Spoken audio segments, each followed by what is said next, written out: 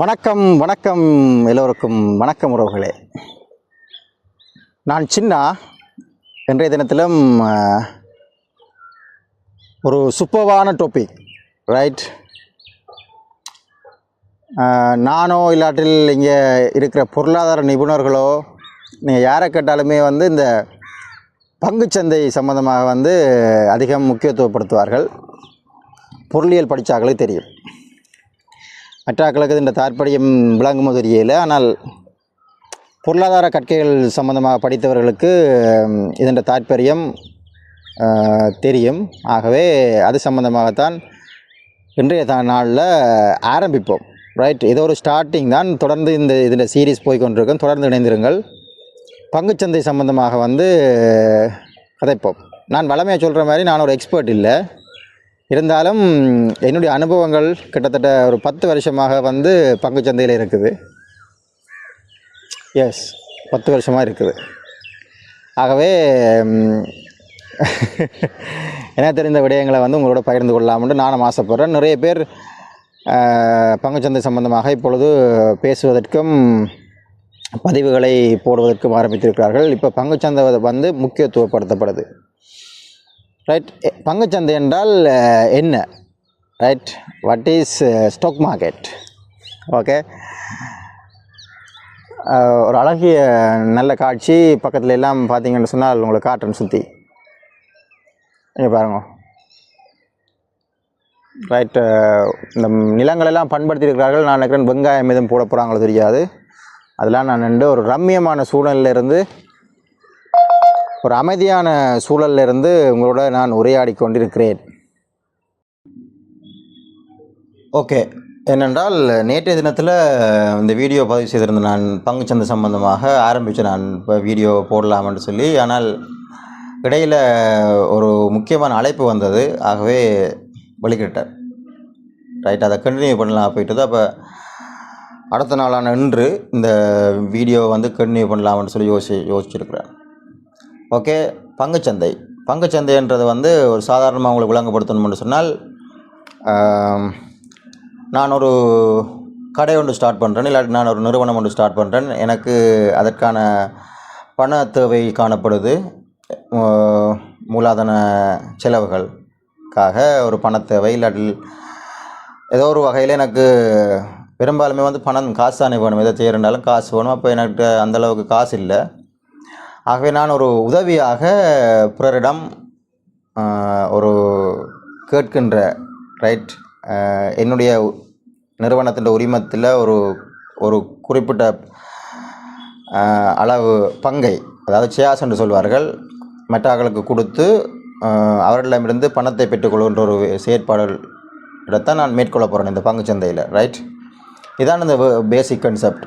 ஆகவே நான் ஒரு நிறுவனமோ இல்லாட்டில் ஏதாவது ஒரு விடயத்தை ஆரம்பிக்க போகிறேன். அதுக்கு எனக்கு பணம் தேவைப்படுது. ஆகவே பிறரிடம், ரைட், அது காசு வச்சிருக்கிறவர்களிடம் பணத்தை பெற்றுக்கொள்வதற்காக என்னுடைய அந்த நிறுவனத்தின் இல்லாட்டில் ஏதாவது நான் ஒரு கடை ஸ்டார்ட் பண்ணுறேன்னு சொன்னால் கடைன்ற ஒரு அதில் இருக்கிற ஒரு என்னென்னு சொல்கிறது உரிமையை அவர்கள் மற்றவர்களிடத்தில் நான் விற்பனை செய்கிற நடவடிக்கை, ரைட்? ஆகவே அவர்களும் என்னோட பங்குதாரர்களாக மாறுகிறார்கள். அவர்களுக்கும் என்னுடைய கம்பெனியில் நான் ஸ்டார்ட் பண்ணுற ஒரு விடயத்தில் அவர்களுக்கும் பங்கு இருக்குது, ரைட்? உரிமை இருக்குதுன்றதான ஒரு கன்செப்டான இந்த பங்குச்சந்தை. இதான் பேசிக்காக விளங்கப்படுத்தணும்னு சொன்னால் வேறு ஒன்றும் இல்லை. பெரும்பாலும் நாங்கள் யோசிக்கிற விஷயம் என்னென்று சொன்னால், பங்குச்சந்தை என்றால் ஒரு எல்லாரும் அதில் எல்லாம் ஈடுபட இல்லாதது, கொஞ்சம் படித்தவர்கள், பெரிய பெரிய நிறுவனங்கள், அவர்களால் இதில் ஈடுபடலாம்ன்றதான ஒரு மனநிலை இருக்குது. ஆகவே அப்படி இல்லை. சாதாரணமான ஒரு நாட்டில் வசிக்கிற பாமர மக்களிலிருந்து யாராக இருந்தாலும், ரைட்? நான் நினைக்கிறேன் 18 வயசை பூர்த்தி செய்திருந்தீங்கன்னு சொன்னால் நீங்களும் பங்குதாரர்களாக மாறலாம் ஒரு நாட்டின் பங்குச்சந்தையில். நான் இலங்கையின் பங்குச்சந்தையை பற்றி கதைக்க போகிறேன். நாட்கள் போக போக வெளிநாடுகளில் இருக்கிற பங்குச்சந்தைகள் கம்பெனிஸை பற்றிலாம் கதைக்கலாம். அந்த வகையில் இலங்கையில் காணப்படுகின்ற பங்குச்சந்தை அதுக்கு பொறுப்பாக இருக்கிற நிறுவனம் பார்த்தீங்கன்னு சொன்னால் இலங்கையில் வந்து கொழும்பு பங்கு பரிவர்த்தனை நிறுவனம், ரைட், பங்கு பரிவர்த்தனை நிலையம், கொழும்பு ஸ்டாக் எக்ஸ்சேஞ்ச் என்று சொல்வார்கள், சிஏசி.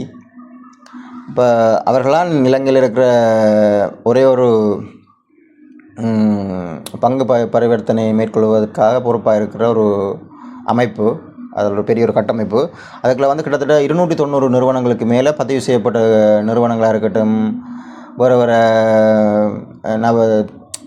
என்னென்னு சொல்கிறது, அந்த பங்கு சந்தைக்குள்ள வந்து நிறைய நபர்கள், நிறுவனங்கள், அமைப்புகள் எல்லாம் வந்து பங்குதாரர்களாக இருக்கிறார்கள். ஆகவே கிட்டத்தட்ட 290 பட்டியல்படுத்தப்பட்ட நிறுவனங்கள் இருக்குது பதிவு செய்யப்பட்டது.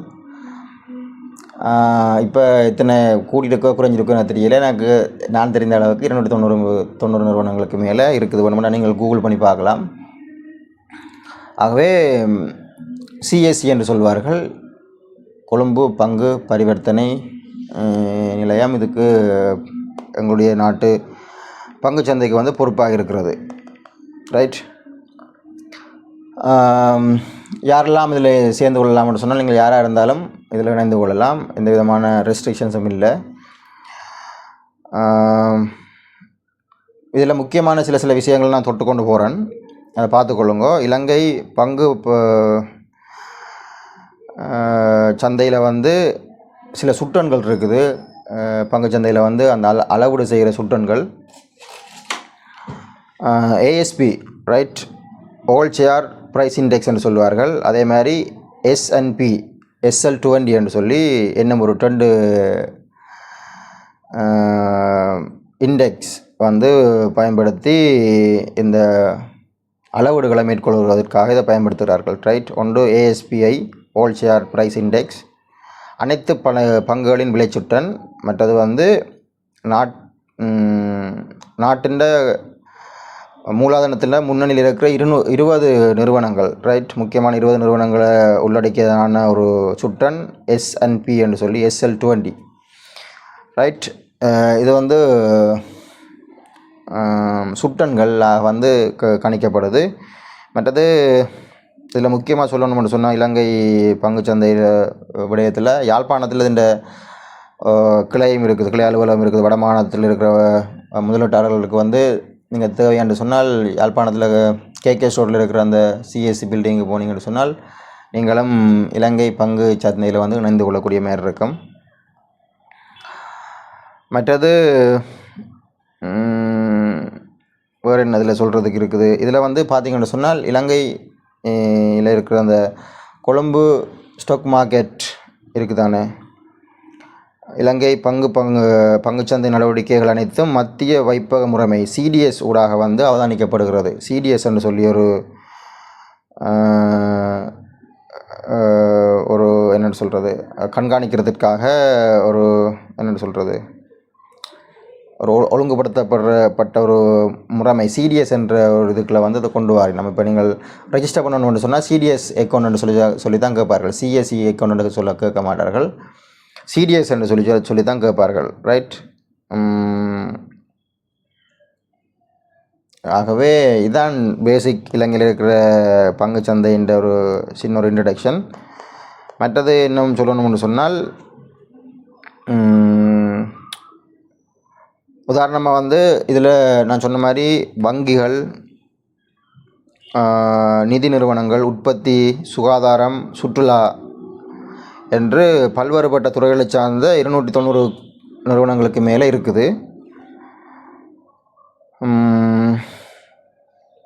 முக்கியமாக வந்து பார்த்திங்கன்னு சொன்னால், இப்போ பேங்க் பார்க்க உதாரணமாக சொல்லணும்னு சொன்னால், Sampath bank, head national bank, மற்றது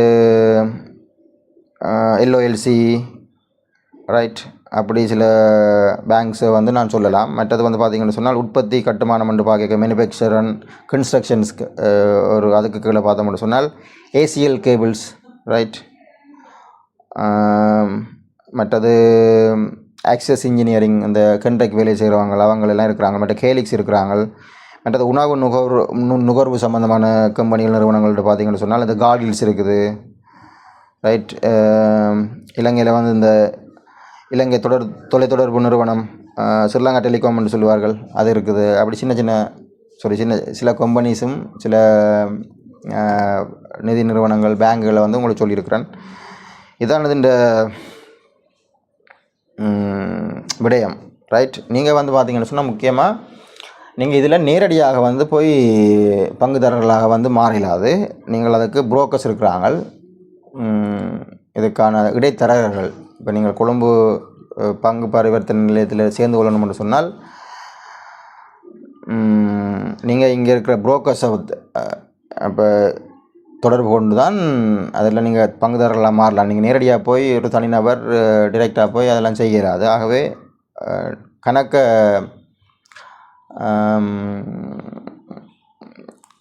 நான் நினைக்கிறேன் 16-17 புரோக்கர்ஸுக்கு மேலே இருக்கணும் நினைக்கிறேன். மற்றது பேங்குகள் கூட புரோக்கர்ஸ் கம்பெனிஸாக இருக்குது, ரைட். இப்போ பங்கு சந்தையில் வந்து முதலீடுகளை மேற்கொண்டு சாரத்துக்கு வந்து இந்த வங்கிகளும் வங்கிகள்கிட்டையும் வங்கிகளை நாடினாலும் நீங்கள் அவங்கள் ஊடாகவும் இங்கே பங்கு சந்தையில் வந்து பங்குதாரர்களாக மாறலாம். இப்போ பார்த்தீங்கன்னு சொன்னால் பெரும்பாலுமே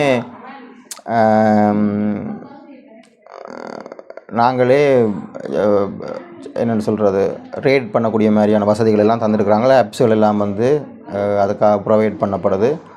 ஆகவே அனைவரும் பங்கு சந்தையில் வந்து பங்குதாரர்களாக மாறலாம். ஆகவே நீங்கள் தொடங்குங்கள். இன்னும் ஆலோசனைகள் வேணும்னு சொன்னால் என்னையும் தொடர்பு கொண்டு கேட்கலாம். நான் சொன்ன மாதிரி 10 வருடங்களுக்கு மேலாக வந்து அனுபவம் இருக்குது. இன்னும் இந்த பங்கு சந்தையை பற்றி நிறைய கதைக்கிறதுக்கு நிறைய இருக்குது. நான் டப்புடான்னு சொல்லிட்டேன். ஏனென்றால் நேரத்தை கருத்தில் கொண்டு நீங்களும் ரைட்டு ஷார்ட் அண்ட் ஷூட்டாக சொல்லிட்டேன். இன்னும் இருக்குது நிறைய விஷயங்கள், பிரித்து கதைப்போம். கொஞ்சம் விஷயமாக கதைப்போம். மற்றது வாழ்த்துக்கள். பங்கு சந்தையில் இணையணும்னு சொல்லி ஆசைப்படுறவர்கள் தொடங்குங்க. எப்படி இந்த விற்பனைகள் கொள்முதல் நடவடிக்கைகள் நடக்குது, மற்றது இந்த நிறுவனங்கள், அங்கே இருக்கிற நிறுவனங்களோட போக்குகள் என்ன, இப்படிலாம் நிறைய விஷயங்கள் இருக்குது, கதைப்போம் அதை பற்றி. ரைட். எப்போது நாங்கள் பங்குச்சந்தையில் வந்து முதலீடுகளை செய்யலாம், எப்போ வேண்டலாம், எப்போ விற்கலாம், அப்போ இப்படிப்பட்ட விஷயங்களை வந்து நாங்கள் பற்றி கதைப்போம், ரைட். இதோடு நான் இந்த வீடியோ நிறுத்தி கொண்டு விடைபெறுகிறேன். இன்னும் ஒரு நிதி சார்ந்த விடயங்களோடு சம்மந்தப்பட்ட ஒரு வீடியோவில் சந்திக்கிறேன். பெரும்பாலுமே நீ ஃபினான்ஷியல் சம்மந்தமாக தான் கதைக்கலாம்னு சொல்லி யோசிக்கிறேன், ரைட். அதான் இப்போதைய காலத்துக்கு தேவைப்படுது. பாய்.